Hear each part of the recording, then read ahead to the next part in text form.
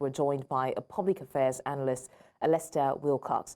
Thank you so much, Mr. Wilcox, for joining us. I'll start by asking, how significant would you say the legal challenge is facing former Governor Yahaya Bello, and what impact could this have on his political future, especially in light of his high-profile role in Kogi State? Well, there is no significance as far as I'm concerned. Yahaya Bello is not the first governor to be arraigned by the EFCC or the first person, the first high-profile person to be arraigned in Nigeria. It's the same, but unfortunately, the case of Yahaya Bello has taken a new turn because of the twists that occur within the Yahaya Bello's case.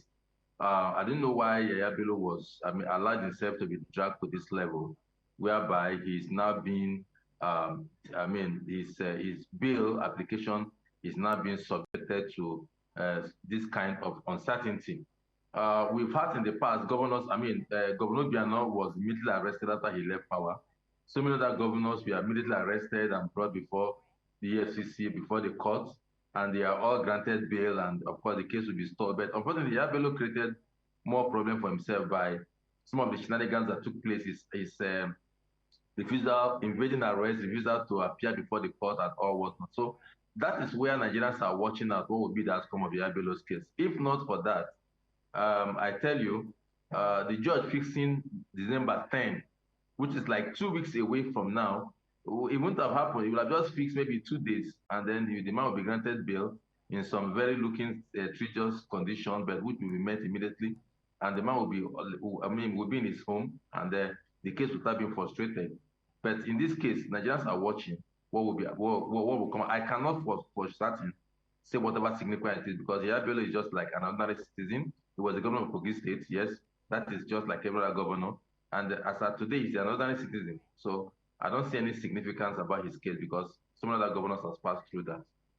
Right. Now, talking about public trust, how do you think this case will influence the trust of the public in the anti-corruption institutions like EFCC? We see that they've been pursuing the case for a long time, especially if there are delays or perceived bias in legal proceedings.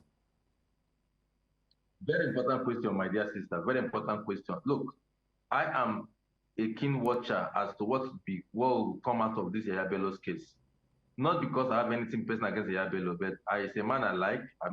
Among most of the governors, Yahaya Bello is I think one of the few I have met one-on-one. I've had a one-on-one discussion, and I enjoy the few time I spent with him. And so he's a very intelligent man, and someone that Nigerians should look up to for some kind of stability in terms of governance. But unfortunately, Yahaya Bello shot himself on the foot by what has happened in the past. And so I am looking at it from the angle that a Nigerian, an individual can want to talk down on our institution. You see, the EFCC is our institution. The court is our institution. It's the institution that built Nigeria. And Yahaya Bello chose the path of wanting to rubbish those institutions. By him evading arrest, by him refusing to appear in court, by him creating some unsavory situations. That is where Nigerians are watching what will the EFCC will do. Because what is happening to the EFCC today is not just the EFCC, it's our collective mentality that is being brought that is being trampled upon. And that's what Yahaya Bello has done.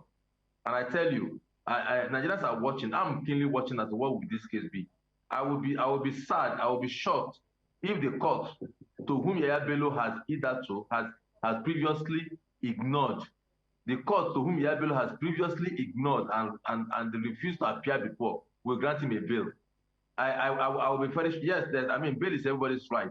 But when somebody has presented himself in a manner that defies the institutions that we are all ready to protect, I think some new stringent measures need to be taken. So I'll be surprised if EFCC will not vehemently oppose Yahaya Bello's bail, and so that Yahaya Bello will face trial and be told in clear terms that nobody is above the law. And our institutions is our institutions.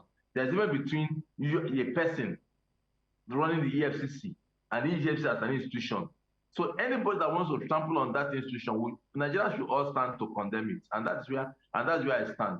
So Nigerians want to see this case because already there are tongues that are wagging that even his surrendering himself is as a result of backroom discussion. Maybe there has been some rapprochement, just like the same scenario that will take place, some rapprochement with EFCC and with some powers that be before he has to turn himself in. The moment this matter has taken for a long time, it's over, 4 to 6 months, that Yahaya Bello has been invading arrests, hiding, running, and all whatnot.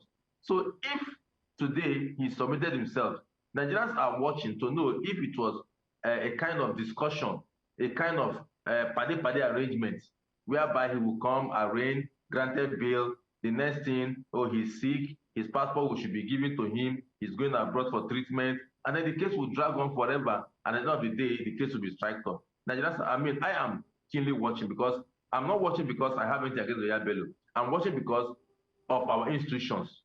Our institutions are being trampled upon every day by individuals, and Yahaya Bello has done that. Invading arrest, lawful arrest, refusing to honor a lawful invitation, refusing to appear before the court, even when the court asks you to appear. These are grievous crimes against the state, not just against the people of Kogi. These are things that we should not condone in our society, because if we destroy the fabric of our society, then nobody has a society to hold on to. And I mean, for me, that is where I'm concerned. I think that's where most Nigerians are concerned. Okay, thank you so much for joining us and for sharing your thoughts, Alesta Wilcox. It's a very important point that you have raised, and it's just like you, the whole world is watching to see how this case is going to be handled, especially disgruntled Nigerians. So thank you so much for joining us, and let's see how it pans out. Thank you for having me. May God bless Nigeria, and may God continue to protect our troops. Thank you. And bless you too. Thank you.